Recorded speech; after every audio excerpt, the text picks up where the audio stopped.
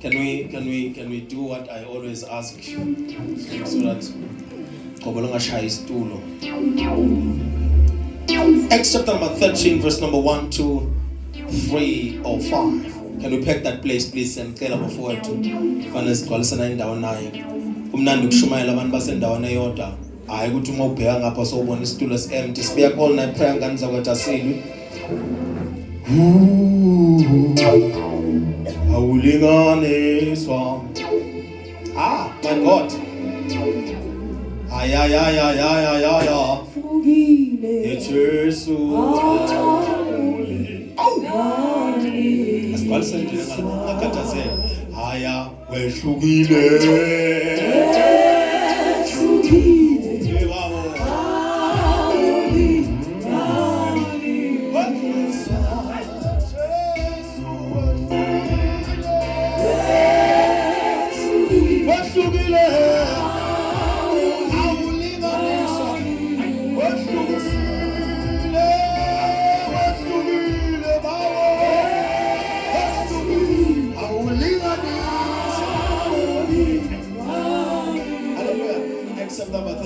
Let's bring something powerful. Let's bring something powerful. In God we trust. In God we trust. Jesus is still Lord even today. He has the power to shift. He has the power to change. Leave 2 lines for people who are still coming. Baz banduting fear mo 1 thing you fear mo 11. 4. Izenzo 13 verse 3. Corner. Sorry. I'm for man. It's late. 4. Khona bazila ukudla. Yeah. Bakhuleka. Babeka izandla phezukwabo. Babamukisa. Acts 13 verse 1 going down. Singakababeka izandla khona ndefuna siyenze. 4. Kwakukhona eAntiokia. Ebandleni lakhona abaprofeti nabafundisi. Okay. OBarnaba noSimeyoni othiwa uNigeri. Yeah. NoLukuyu waseKurene. NoManayeni owayondliwe kanye noHerodi. UmTetraki noSawuli. Kwathi bekhonza inkosi bezila. Umoya oyingcwele wathi ngahlukaniseleni oBarnaba noSawuli. Okay. Ukuba baye emsebenzini engibabizele wona. Khona bazila ukudla bakhuleka. Babeka izandla phezukwabo babamukisa. Okay, qhubeka. Bona ke bethunyiwe ngumoya oyingcwele. Behlela eSelukiya. Basuka lapho baya eKupro ngomkhumbi. Hallelujah. Ekufikeni kwabo eSalami Benzani. bashumayela izwi likaNkulunkulu emasinagogeni. My God. Hallelujah. In God we trust. Father, bless the reading of the word. In Jesus' name, somebody shout amen. Amen. Jesus is still Lord.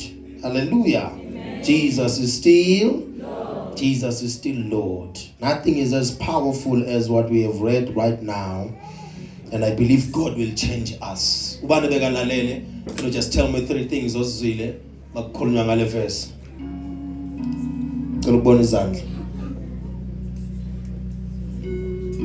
Number 1.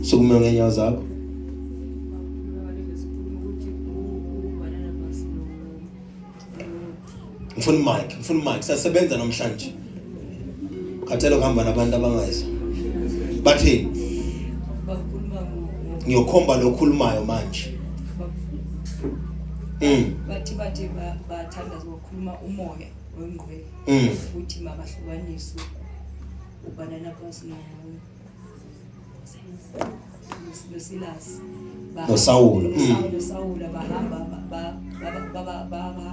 babahlukanisa ukuthi beze boshumayela izwi.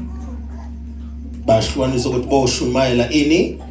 Number 2, ngicela wesibili wena uzwele. Nangu wesibili. Ayihambi mic. Behlelwa umoya wengcwele. Behlelwa Umoya wengcwele basidla nokudla. Basidla ukudla bese basaba yoshumayela. Aso ba nomunye uzweni wena. Number 3, verse 3. Umani uzweni wena. Wabathi kumnyamnyongo kwabani? Shana uzweni wena, what did you hear? Number 3, phambi isandla sakho. Ngeke size esontweni bese sisezwa. Uzweni wena. Hayi babo, uzweni wena. Phela ngeke siphume esizwile la. Mangingakubuza manje ngiyokubuza mangiqeda ukushumayela. So kungcono uzihlenge manje, uzweni wena. Kusafundwa nje iverse, uzweni wena. Khuluma. Thank you, Father, for yes on the prayer. I love a church that listens to God. Bo Asha akakho nonimelayo. Protocol akakho nonimelayo. Sizweni thina, bathini la. Help us, Jesus. Help us, Jesus. Ubani oshotayo? Ngiyakhomba ke manje. Sengiyakhomba ke manje. Ah mama, yebo mama, yebo Majola, uzweni wena mama. Verse 4, bathi sebelalele umoya ongcwele bethunyiwe behlela enzansi eKupro. Behlela enzansi kuphi? Okay, now this is a powerful voice now. Unity without uniformity. Unity without uniformity, constance is what I am trying to implement in this church. Unity without uniformity. And there are a lot of opposing voices when it comes to the mission I am busy with. If you are trying to understand me today, I'm just going to give you phase 1 so that you understand.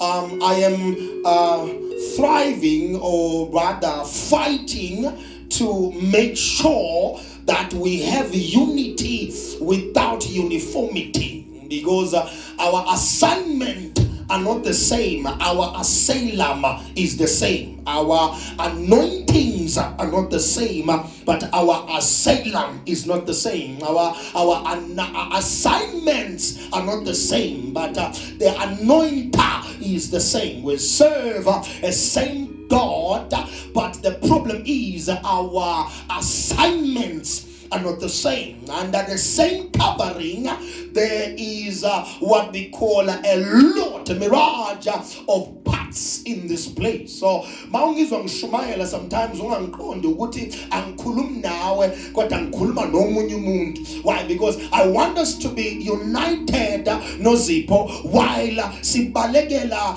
kuba uniform.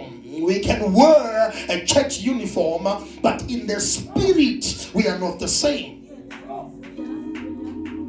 Sonke singafaka ama-prayer shawl, but our giftings are not the same. Our graces are not the same.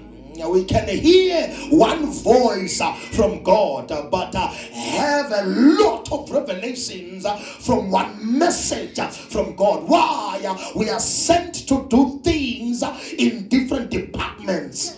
So silama nje ngoba uJehova usifunela imisebenzi dokotela eyahlukahlukene. Wena uzele laba obazele, mina ngizele nina nonke, kodwa you are representing your own people. You are supposed to meet after the grace is allocated over your life. My duty now is to raise a ministry like the church of Antioch. So if you don't understand me, you will only think I am prophetic, but I am also apostolic. So now once you are shallow, you will think the prophet is just a prophetic. The reason I minister the way I minister is because I am prophetic while I am apostolic. Now I know where your future will look like, but I should ground you with the prophetic teachings so that wherever you land, you will not fall. I'm not just sending you to a place for you to be a slave. I'm sending you to a place for you to be a master in that particular field. So that is why I can pray, prophesy, worship, and then teach. Why? I'm not just raising people who will be powerful in my church. I'm raising people who will be powerful in the church of Jesus Christ. So it's hard to understand a man like me.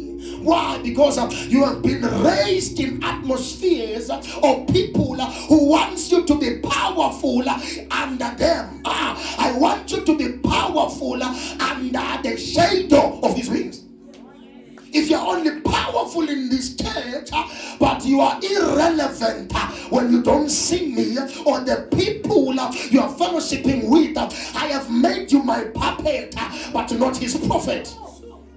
That is why people who have been taught by me and people who have taken the messages I have rendered on this atmosphere are aces where they are. Why? You are sent it to me so that you are recharged and go back and reinforce people of your kind.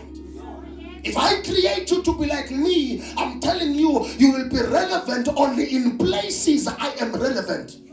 But if I create you and I preach you to you and I nurture you the way God wants you to be, you will be powerful everywhere you go.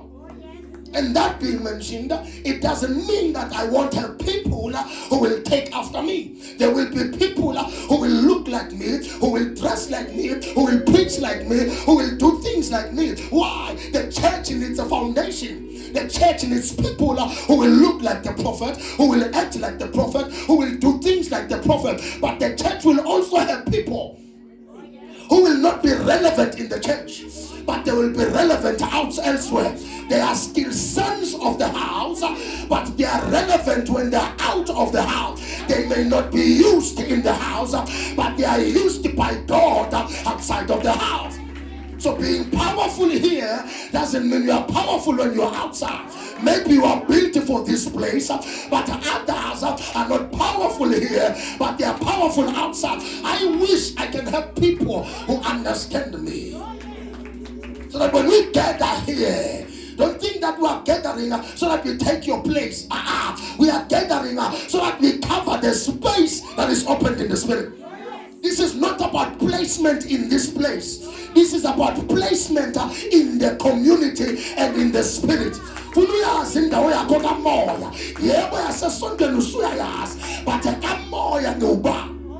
in the church I may be an usher, but in the spirit I'm a minister. In the church I may be an intercessor, but when I leave this place, I go out now as an evangelist. Who are you outside of these perimeters? If I only raise you to be powerful in the role I give you, you will be powerful in the space under my leadership. I want you to be powerful in my space, but also be powerful outside of this space. Because one day I will leave this earth. And then who are you going to serve? Because you are used to serving me. Then now you will be lost. Because you are used to serving a man, not God. So be powerful in serving a leader, but also be powerful in serving God. Know how to honor the anointing, but also know how to honor God. So I'm creating you to be relevant, even when you now told, but still be relevant. Even when you but still be powerful. Even when you're not a prophet and but still be powerful. Even when you're not I give you grace, but still you are powerful. Be aligned even without me anointing you. Be powerful even without me saying a word over your life. I wish people can understand that just that part. Just that part there.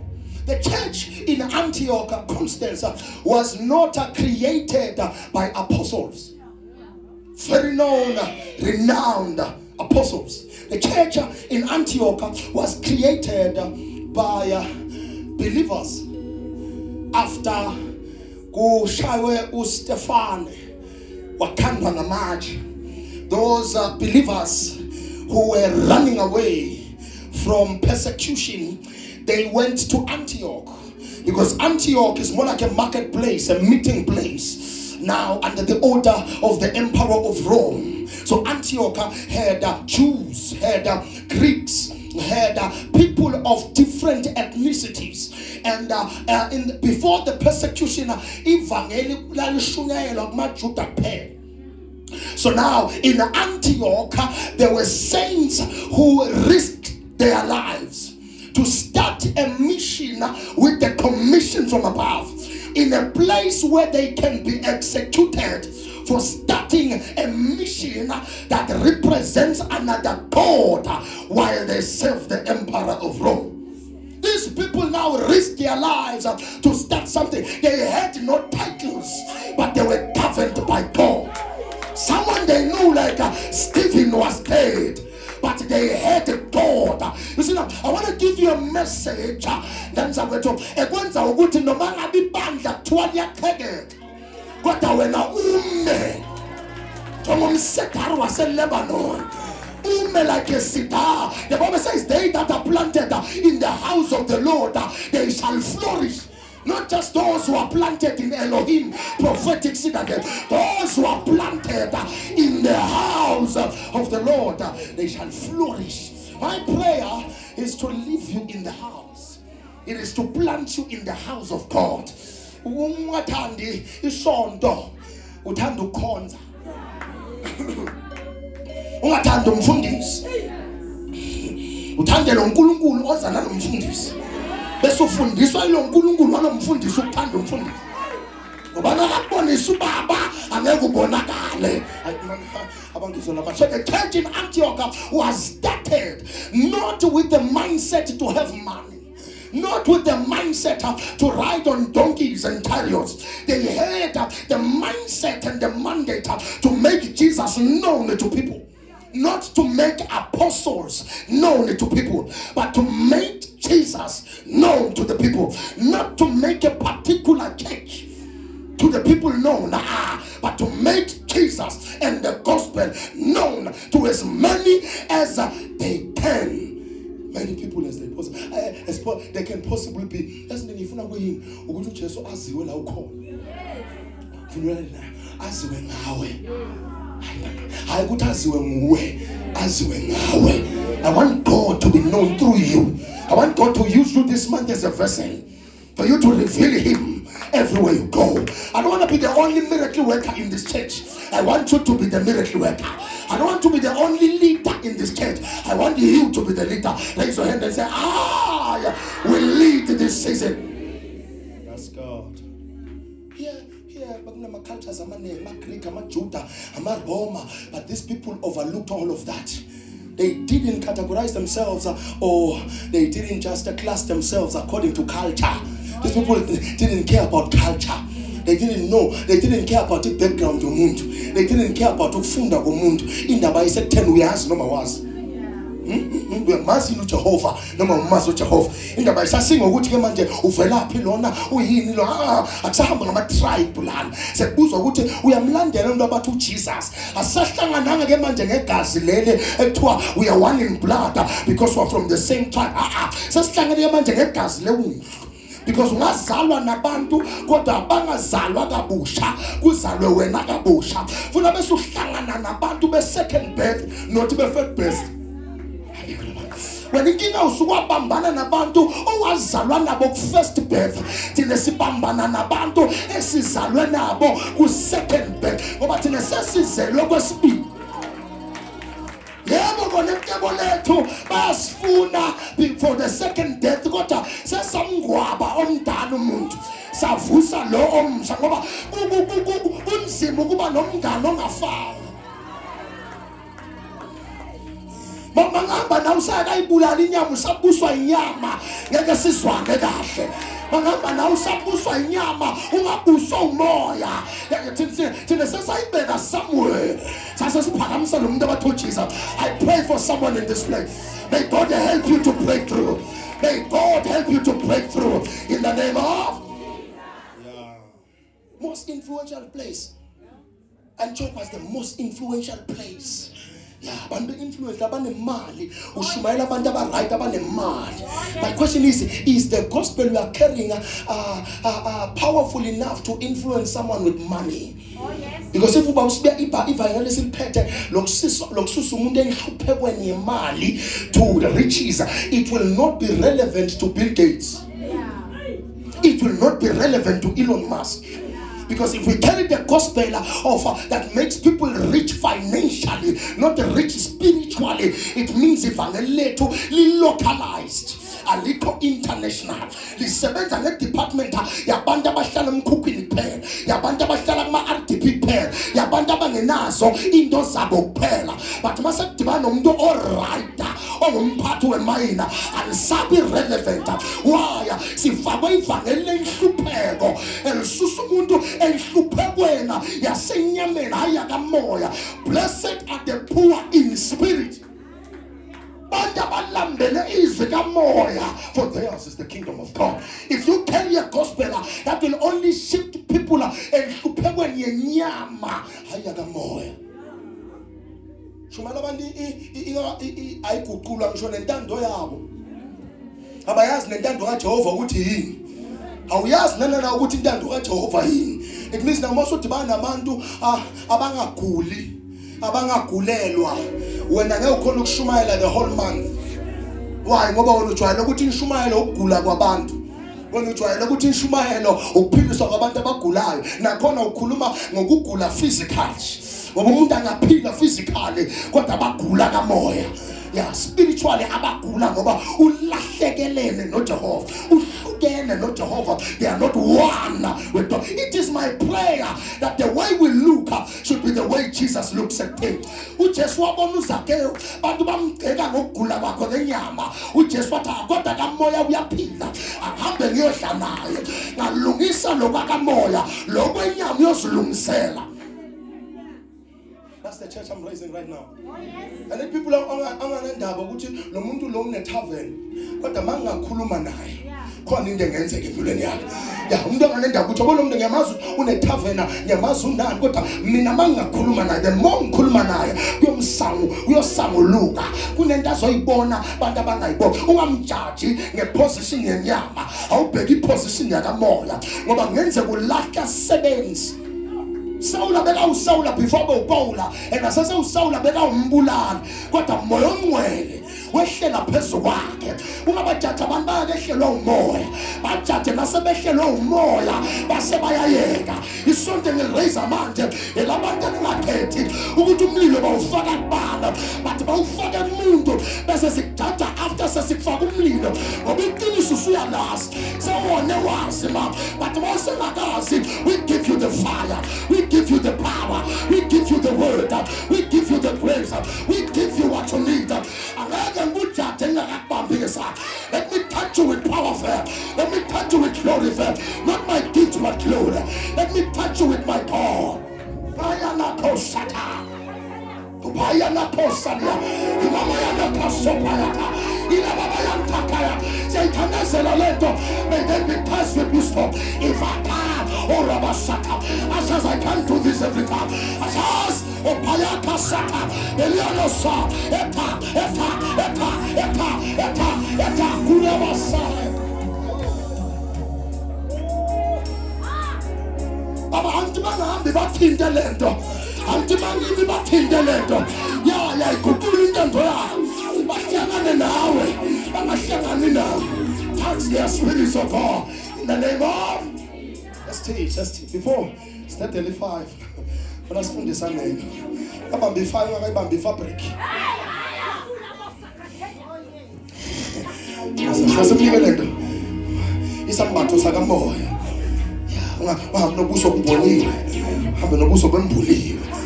Ukuneza lento le uzoyibamba kahle nefire yohlala phakathi kwakho. Sona lakuthole bandlalena alibangana ndaba ukuthi umuntu usukaphi. Kodwa la nendaba nesiphetho sakhe. Angendaba ukuthi usukaphi baba, ngendaba ukuthi wenzani kodwa king no offline heka. Uyamazi lo muntu abathi uJesus owenza kulomhlaba. This month ngifuna assignment. This month is a month of assignments. Usibuze baba uthi baba, what's my assignment on earth? Ngizeleni kulomhlaba, ngibizelweni kulomhlaba, ngisebenzaphi? This is a month of assignment. Find your assignment, fulfill your assignment. Listen to me, when you are doing what you are called to do, people will say you are cold, people will say you are closed up, people will say we are coma, but do it anyways. Azange uzothandwa abantu sizele kuzowenza umsebenzi. Mina ngifuna abantu abosetshenziswa ubaba. Raise your hand if you believe this month God will send you. You will be a miracle worker this month. You will be a soul winner this month. You will be powerful this month in the name of Jesus Christ. You see, the church of Antioch, Charles, was not preaching a local or a national gospel. They were preaching a global kind of gospel, international gospel. Something you can take to Greek or Greece, actually, to the Greeks, people who are wise and they can still bow to the power of God. Question everything you say. If someone was amandla alangisuka khona angangizwa na. If umuntu angakwazi ukuthi umfoka bani, yeah, angakuzwa yini wena. Because abanye abantu banilalela ngoba bazo prophet Kelvin Sangethi. If people bangangazi mina, can they feel the power? Some people are doing what they are doing when I'm ministering because they know me. Father, let the shadow be behind me. Akuswakale wena emva kwami. Hayi prophet wami kuphela. Akuswakale wena. Bantu abangangithandi ngoba ngikhonza ka prophet. Abangithandi ngoba nanoma ngika prophet. But ngembelwe kuwe, ngifihlwe kuwe. I am in God. I am in God. Born from scattered fire. Born from scattered. I've been teaching these things. I think the point ukuthi bantu bayeka isonto bese basaqala isonto.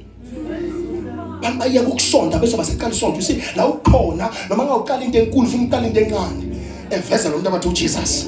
Bangabuza ungazi ukuthi umfundisi akekho right. Qala into right ekamereni lakho nabantu abakho le sonto lingavalwa ngoba wena usezwani nabantu abasesontweni. Ukukhonza kungasekuyema ngani ngoba kunento wrong enziwe abantu abaphambi kwakho. Ukukabana kwabantu nawe abakhonzayo nabakhonzisayo akukuvaleli wena ukuthi ungene endaweni engcwele. Ungasuyeka kuhlanganyela noJehova ngoba usahlanganyela nabantu obobazi ukhonza nabo lento ethiwa lo muntu abathi uJesus. What I will say is sidinga abantu abohamba nalo everywhere. Abasangizwe esontweni kodwa ngisakuzwa baba. Abasangithanda esontweni kodwa ngisakuzwa baba. I am the church. I may not be in that building, but I am the church. The Bible says your body is the temple of the living God. So if your body is the temple of the living God, wherever you go, now. Wherever you go, you carry God, Baba, in the name of Jesus. Scattered fire. Lana bantu besaba kodwa bakala. Bangahle babulawe kodwa bakala. Ngingathi usimela isikhathi esiperfect asikho. Ngingathi usimela izinto ukuthi zibe perfect asingeke kwenzeke zibe right. Lo mhlaba lo umhlaba wezono, umhlaba obumnyama, umhlaba wenkinga ngeke kube right. Umnyumela ukuthi kube financially stable bese ngiyakala. Baba, once you are spiritually aligned, everything will fall into place. Seek ye the kingdom of God and the rest will be added of your life. Lezinto as-add ungakaqali uze add sosendleleni. Okunye ukukondiswa bakho ngeke ukondiswa ungaphandle. Kondiswa ungaphakathi. In the name of say that again, you can leave everything but never leave the presence of God. You can leave everything but never leave the presence of God. I want to stay where you are. I want to be where you are. Ngicela ukuhlala nawe Jehova. Abasahlala nami abasaqoqela ngoba ngicela ukuhlala nawe. Ngoba ukuhlala kuye kumnandi baba. Kuna le joy akhala ngayo uDavid kuPsalms 51. What restore to me the joy of my salvation. Ngeke ujabule ungekho kuye. Ngeke ube right ungekho kuye in the name of let's go. Sakushawo Stefano text chapter number 11 verse number 19 to 21. Amadoda aqala into enamandla. These guys were carriers of glory, carriers of messages of power. They were not celebrities. They didn't start so that they become celebrities. They started so that Jesus can be celebrated. Ungadali because ufuna uba celebrity. Ungabona abafundisi abaphambi kwakho bama celebrity bese uyaqala nawe ufuna uba celebrity. Uyafuna ukuthi uJehova akekho. Ukhona uJehova. Isiyasethi wena ufuna uba superstar. Lana umuntu oyisuperstar uJesu. Umuntu oyicelebrity uJesu. Umuntu ophakanyiswayo uJesu. Umuntu osankongoshele ukuthi yena ufuna kubonwe yena akalungi kulombuso lo. Uyoyikhomba indlela bese uyajika. Le ndaba ayisingomfundisi, le ndaba ayisingomprofeti, le ndaba ingalo muntu abathi uJesu. If I will be lifted up, I will bring all men to me, not to you. Uphakamisa yena alethe abantu kuye but abeke wena phambi kwakhe. If you can have the understanding that uNkulunkulu ubheka phambili hayi ngoba akekho omunye angambeka emehla kangavuleka nendlela okhuluma ngayo engashintsha lokuthi uyasonto ekhaya kini akusho ukuthi ustar yilo Jesu ophila ngaphakathi kwakho oyistar hayi wena. We are nothing without Jesus. We are nobodies without Jesus. nguye osenza sibonakale ngoba uphakanyisiwe. Ngokuphakeme yena sekulula ukuphakanyiswa kwethu. Sipronyotwa ngoba sikusithi enaye. Ayabekho labantu. Sibonwa ngoba uye lo obonakalayo. Ubonakala via thina. Mawungakumiyeka ungabona ukuthi awukasindi kunalaba abanye. Usinda ngoba ukuKristu. It is Christ that is protecting you. It is Christ that is keeping you in your purpose. In your This men when they saw ukuthi kuyahlaselwa ngisho nabo Stefan abantu abanamandla banomonqwele abantu abashumayela izwi bangaqabangi lithi they started preaching. These guys were in pain. Balahlekelwe bantu abafana nabo Stefan bapostola abanamandla babaleka bathuliswa, but this guy started preaching. Iquestion ithi makhamba abantu abakhulu uyowenza njani wena? Bible masaka bakafika uJesu lithi bapostola bahamba wozivalela besaba ngisho nokushumayela. Sinamahamba labantu babiza ngama stars right now. Iquestion yam ithi when you wenza njani? Kuthiwa these men started preaching. When they saw what Stephanus bamkhande ngamanje balibona izulu livuleka babona noJesu amile kodwa lithi after that babaleka because okwenzeke komunye kungenzeka wena kukushadisa ugogo kodwa into engichaza qala ushumayela. Angithi uyabona abanye bayehluleka ukushumayela qala ushumayela. Angithi laba bemaphambi kwakho uzongathi abayenzi lento wena oyibona ungathi kufanele yenziwe qala ushumayela. Lithi they began to preach when they saw the fall of leaders. They didn't question leaders. They didn't fight against the silence of leaders. They didn't fight against muzzled leaders. They located that in the spirit and then they said, Father, send us to a place where we will preach the gospel. They didn't compete with silence leaders. What did they do? They started preaching the gospel. What's this now? They didn't preach about the falling of leaders. They preached about the falling of the synagogue of the devil. They didn't preach about the deception of leaders. They preached about the deliverance that comes with Jesus Christ. Our problem is when we start on failures of leading men. Don't start on the failures of men who led. Start on the failures of the enemy. Start on the defeat of the enemy. Don't start on the deception of other people. Wakhuluma ukuthi ubani ulahlekile. Khuluma ukuthi wanqotha uSathane. That's when you are powerful. Ukubona iphutha lama kusho ukuthi unamandla. Kusho ukuthi unehlo lokubona amaphutha. And ukubona iphutha kusho ukuthi unehlo lokubona isolution. Ungaba gifted in seeing problems but not understanding your purpose. You can be gifted in seeing problems but not purpose. And you can be gifted in seeing problems but not solutions. A lot of people here who are fault finders. There are a lot of people in the church who are fault finders. By born in their wrong. But who born in their wrong, I wish you to Namanda will lose. Who born in their wrong, I wish you to when I walk wrong. Who born in their wrong, I wish you to when I send the winner right. Who ends up born in their wrong over fellow wrong. Abasabum Yaman Bafam, Bonabanda Basabum Yaman. Tina Sep Canyon as Bonagum Yamakon. Sibona Gunga Canis. Come on, kiss on the want. Listen now, la kina kono kanya kwako, kukina kono bona kwako. La kina kono kanya kwako, kukina kono bona, ongbona sekumnyame, ngisekukanye. Kusho kona ukuthi sekumnyame. Kungenzeka ubona kangaka nje kumnyama la ukhona. Ubona izinto ezimnyama ngoba ukukhanya ukwazi. Light is a threat to those who live in the caves. Light is a threat to those who live in the cave. They see light first and they run away. The light is a curse to those who are immune to the comfort of darkness. Abanye bakuzonda ngoba wonile, bazonda ngoba uzanende baphandla. Lento iphethe amandla kanti bajwayele ubumnyama. I pray as a prophet. May light lead you this season. May the word of God lead you this season in the name of beyond the boundaries for the Jews. They preached to broken men. Madoda sabayo. Madoda sajisiwe. Iquestion ithi ungamshumayela nomuntu osabayo. Because abayibenu nifuna labantu esebavela bawiniwe bese niyabashumayela bese ndimpowerful. Lana bashumayela amadoda ashumayela abantu abafundile. Greeks were known For ukufunda kwabo, Romans were known for collecting best of the best soldiers for war. The Roman Empire was feared in that time. Under the Roman Empire, with that power, they had gold. They had all the people abafundile from different parts of the world, because they were taking over everywhere. They had a strong army, and they had people abafundisekile nabafundile. But these people preached them. They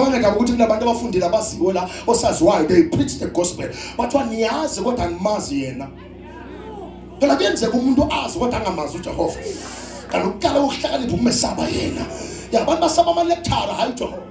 Basaba amashonisa hayi uJehova. Basaba abathakade hayi uJehova. Bese kufika mina ngithi kunalo muntu abathi uJesus.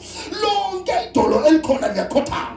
Zonke ilimi ziyavuma. Masiveza lo muntu abathi ubani uJesus. Inkinga usaba ukufunda kwakhe. Thina saba uJehova. Ngokuyaphila yena abekho abantu bamla uJehova wenza njani futhi ufuna uphile ngaphakathi kwakho ngeke umshumayela ngaphili ngaphakathi kwakho ufuna uhamba batshela ukuthi uphilisa mina futhi uphila ngaphakathi kwakho. Let's go back to our scripture now. Acts chapter number 13 verse number 1. I want to bring something that is powerful so that to understand something. Once Jesus is uplifted in a place, even monthlies merge to build the master building of the Lord. Monthlies they merge. Ama-gifts ayahlangana bakuphakanyisa uJesu endaweni, bakuphakanyisa indoda yasemhlabeni, ama-gifts ayaqabana, ama-gifts ayahlukana, kodwa bakuphakanyisa uJesu endaweni eyodwa, ama-gifts ayacomplementana, awacompete, ayacomplementana, awacrashane, ayacomplementana, awacindezelane, ayacomplementana. Why? It is Jesus that brings order in the place. It's not just ordination that brings order in the place. It is God who brings order in the place. We can all be ordained, but if Jesus is not there, we will clash and fight. It is God that brings unity. He is the unifier of the saints and the one who connects gifts. Funda verse number 1. Shamuna kave montalebala. Funda mandre kafala nasomante. Funda tadeya. Bona ke bethunyiwe ngomoya oyingcwele. Verse number 1. Yes. Yes. Izenzo 13. Yes. Verse number 1. Kwakukhona eAntiokia ebandleni lakhona abaprofeti nabafundisi. Kubeka. OBarnaba noSimeon. That's what the teaching mantle can live with the prophetic mantle as long as the mandate reveals Jesus. Say that again. You see now, but thishela manje babusibiya abazwani nabaprofeti ngoba money is the mandate. Okay, God help me here. If money is the mandate, if our focus is this mundane and banal cause of making money and accumulating more cash, teachers will not be in the same house with prophets. Lithi lana esontweni lase-Antioka kwakukhona othishela, kukhona ngisho nabaprofeti, kukhona ngisho nabapostoli. In one church they were able to work together. Why? Obahlanganisayo uJesu.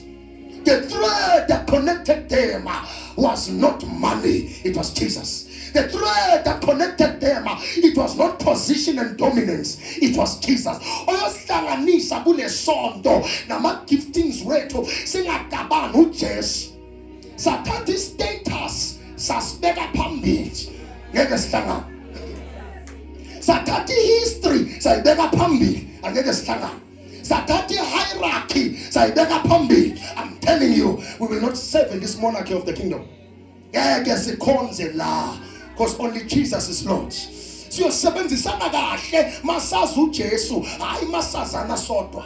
But masazi uJesu. If I know you from the position of Christ, I cannot fight you. If I visit the same throne room and the same altar where you attend to, I'm telling you, I cannot see you as a minion. Why? We serve the same master. You have your position, I have my position. If we go to the same temple and sanctuary in the spirit, I cannot fight you. Because I've seen you in places where my eyes, physical eyes don't see, but I saw you in the spirit. Because we know no man after the flesh. We know men after the spirit. If you judge men according to what you see in the flesh, not what you have seen in the spirit, you already have lost. You're decaying in the spirit. Wambuka umuntu njengale ndlela wawufunda naye njengalo muntu wawufunda na funa umbuke ngehlo ukuthi mangithandaza kamoya, reveal to me who is with us in the church esihlanganela kulo. Kunabantu odibana nabo kamoya enyameni anishayisani kahle kodwa kamoya uthi we are one in the spirit. I saw them as a brother in the spirit. I saw them under the same throne. The way they are vision neyami ayihambisana kodwa we serve one God. From the concept that in verse number 1, there was a church in Antioch. They were in a church. They were in Antioch. They were not in chains. They were in a church in Antioch. They were not being beaten. They were in a church in Antioch. They were not in prison. They were in a church in Antioch.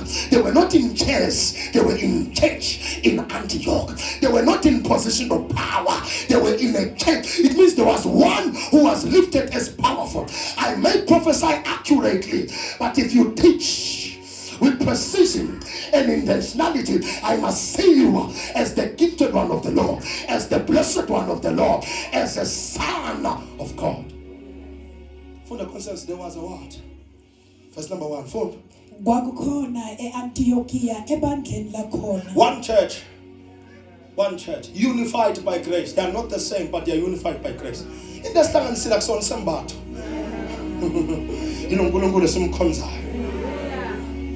We worship the same God. We may not be the same. That's Baba. Our biggest issue nowadays, people who are supposed to be calling brothers in the church were calling them sons. People God has sent to us and in our direction as brothers in the faith. We are calling them sons in the faith. Why? We are fighting to have sons. Amaningi. That is why we are putting them in a position of submission because you power hung. Ufuna kuba namasons amaningi whereas sakhi brotherhood la asakhi indlu yakho sakha indlu yakhe ngaka senali ibandla sesineqembu sesimaqembu asilona ibandla likaJehova sesingamaqembu sinabantu bama comrades bale kaphathi le semne president akasekho phakanyisiwe manje ngoba sesiyahluleka ukuphakamisana ngoba ngizwe ngathi mangaphakamisa uCharles uyothatha isikhundla sami kanti I'm not supposed to have even isikhundla kahle kahle funa ngibe senkundleni hayi esikhundleni. I must be in the field, not in a high position. Omela abekwe sihlalo esinamandla uJesu kuphela. Akaphela amen masesileta lento eapostolic. Only Jesus has a crown. Our crowns came through Jesus. So lana selana zokhonza uDr. Kelvin, lana sophakamisa uDr. Jesus. Only Jesus is Lord here. Kanti ukuthi sobela ukusishumayela sitomela sachwe uprofeti about Jesus. Funda. Kwakukhona abaprofeti nabafundisi. Nani? Nabafundisi. Basesondweni elilodwa. Baseso lana sihluleka babazalwane sesondweni elilodwa. How will gifts complement each other if positions are clashing against each other? How will I release gifts to the people who are not complementing each other? Uhlelekana komuntu awumfuni. Uhlela uyakunukela awukamvusela nokumvusela. Mangathiwa ugifted ke phezulu kwale ego nale pride onayo. Kuyowenzakalani? How can God bless you? Nisebenza ku department eyodwa kodwa nishwani anikhulumisani aniswa anibonani niyabhekana. How will God give you gifts? You will have potential but it will not manifest. Why? La ukhona your ego is your enemy. Ikari sengashayisa kusasa ubuye lohambe ngeenyawo. But classism has entered our sphere because of possessions, not position. We are now classing not because of purpose. We are classing because mina nginendle enkulu wena unendle encane. Kamoya ke. Ngoba kuyenza kube inhloko emhlabeni ube umsila kamoya. bawugula ugukela mina ucela kimi umthandazo kodwa makunikela ukhomela mina ngothi unginikela kakhulu wena ukhomela ukuthi ugola kahle kunama kodwa mina ngembathi isambatho sakamoya. I may not be able to put to put in the right place the financial spiritual laws in my life, but kamoya baba makuvela idemona ngisuselami God help us. Kwakukhona esontweni elilodwa obani Constance abaprofeti nabobani nabafundisi kubeka futhi nabobani oBarnaba you noSimeoni. see now there are prophets whose names were not mentioned. Then there were people whose names were mentioned but basebenzisana labantu. Kukhona abantu abanamagama wabo ekufuna ukuthi abe echoed bese kuba nabantu abanamagama wabo afakwa ku group, but these people are grounded kanga ukuthi lo oku group nalo omiswe yedwa abawubona umehluko ukuthi unegama omunye akanalo igama akusho ukuthi wena umkhulu kunaye. uJehova usekhethe wena ukuthi kwaziwe lakhe igama. I wish I can help my people here. You see now kwaziwa uProphet Kevin Samgeti but akusho ukuthi awukho wena. Kunento yenzayo engenkhona ukuyenza mina. Kunento engenziwa nguwe kuphela. That is why uNkulunkulu akayakhi nje akakwakhi njenge accident. Kukhona okungenziwa nguwe kuphela mina okungangehlula. That is why must all night promise let us all pray. Why? Okunya ngenkhona ukwenza but with corporate prayer singakhona ukwenza. I connect your faith to my faith. So when sit all night prayer, it's not the prophet working, it's the anointing in the prophetic atmosphere under a prophetic office that works in a place against the enemy. noSimeoni othiwa uNigeri Okay. nolukuyu waseKhureni. Ngiyazi ukuthi kukhulunywa ngabantu abahlukahlukene. Lokuthi babe mentioned abanye bakhona is because baqhamuka ezindaweni ezahlukahlukene. Yazi ukuthi kuthiwa uzibani wakuphi kuphi. So ukuthi lo beka represent abantu balapho.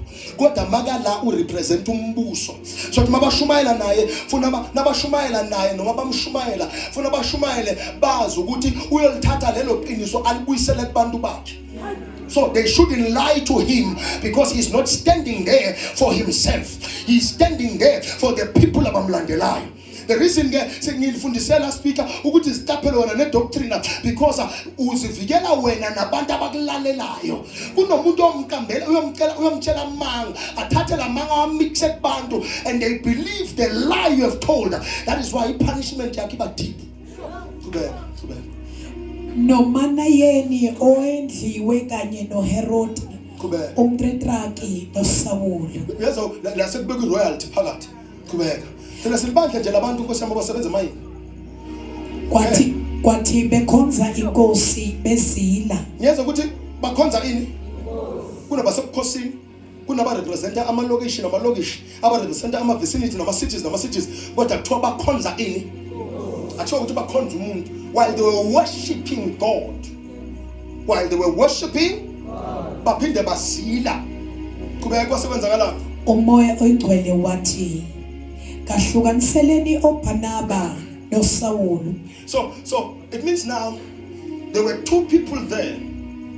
Although baba ningi kule ndawo kodwa kunabantu ababili from labantu ababaningi ngalendlela abaningi kodwa kunabantu ababili from the crowd who were supposed to be used by God for different missions, but they are serving in the same mission. So they are in the meeting but babizelwe ukuya kuyosebenza ezindaweni ezahlukahlukene.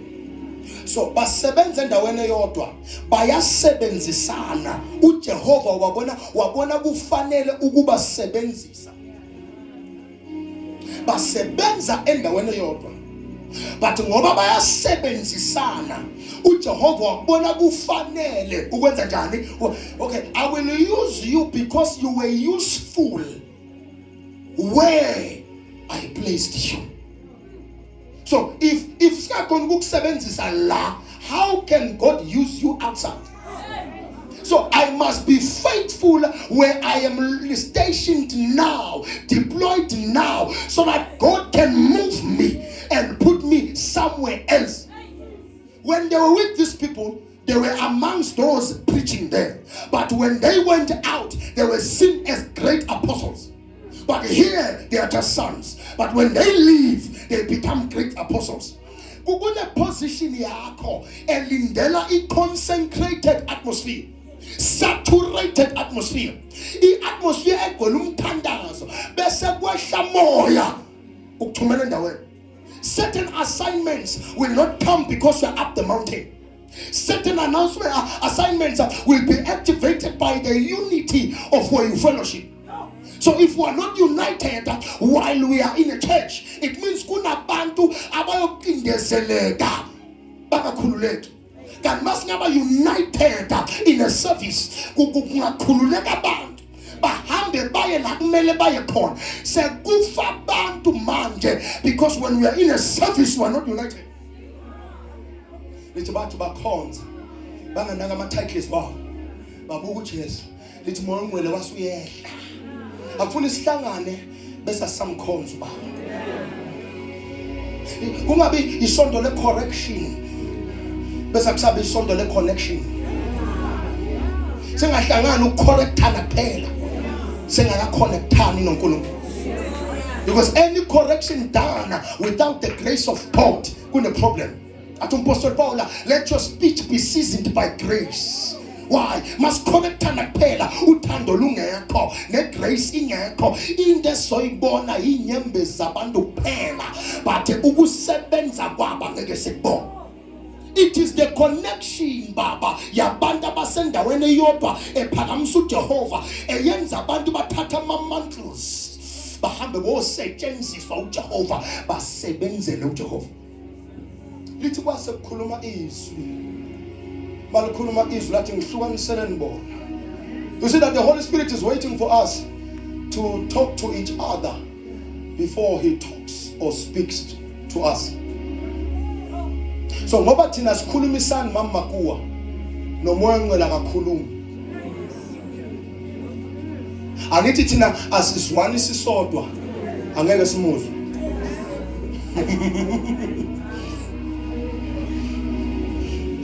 Angeke sithunyelwe ngoba sithe sithunyiwe sangezwani. Asindawo ngoba kule ndawo sibekwe kuyo asindawonye. Asikabambana, asikabumbana. Sihlelana kodwa swana. Nangabe kunjalo moya ongcwele lithi bahlangene bamoya munye. Lithi asiyakhuluma le ndoda esezulwini. Yathi ngihlukanisela nibona. Hayi ngoba bakabene, ngathi ngoba sekunendlela kumele bayikala. Akabahlukanisi ngoba bezwana, ubahlukanisa ngoba bayezwana. So la bayakhona khona ozobezwa ngoba nabo bayezwana. Into ekwenza ungazwakali ukuthi wena uzwane nawo wonke umuntu. Uyi-Apollo awuzwani nawo wonke umuntu. Kodwa ubisentabeni ngithumele baba. Nguwe loyo. Send me, Father, that I have sent you to your neighbor. They were hungry, you had food. You only prayed for them. You didn't provide for them. They were feeling cold, you had blankets. You judged them instead of giving them blankets. They were naked. Ngoba umuntu uyamthanda uJehova kodwa akagqokanga, unazi izimpahla endlini kodwa awuzange umnike. Wamjaja ngengubo zakhe ezingekho right kodwa unazi ingubo ezingamlingana. Athi uJehova yakufanele ingubo yakamoya ngoba na ujaja abantu ekufuna ngabe yabembathisi. Athi uFilipi kanisho mbona nini ubaba? Athi uJesu mawubone mina ubona ubaba. Umbuzo uthi mababona wena bambona uJesu na. Ngoba ngeke simveze ngokuhlabelela kuphela. Ngeke simveze ngokushumayela kuphela. Na akazivezanga ngokushumayela kuphela, wasiveza nokuthi abe giver. He went as far as giving his life for our life. Can you sacrifice for your brother?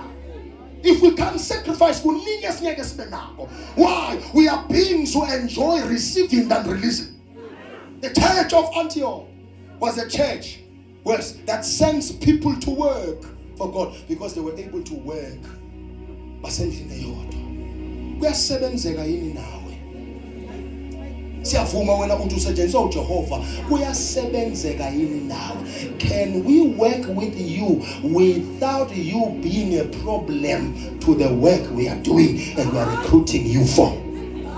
Kuyasebenzeka yini nawe? Ngisebenzise baba uyokhala ufaste, ngoba uyosebenza nabantu, usebenze ngabantu, funa ukwazi ukusebenzisana nalaba onabo. uJehova uyothumela izwi athi ngiyakuthumela ke manje Verina, you will be successful there when ukhona ukusebenza nathi la. Ngeke ube powerful ngaphandle. Ngiyakutshela mhlawumbe yabona ukuphoshinyalo omncane okuko manje ngokuba uyi member of this church, wahluleka kuko uyokhona njani ungaphandle? Ngeke ukhona ukuthayidela isonto uhluleka ukusithayidela wena.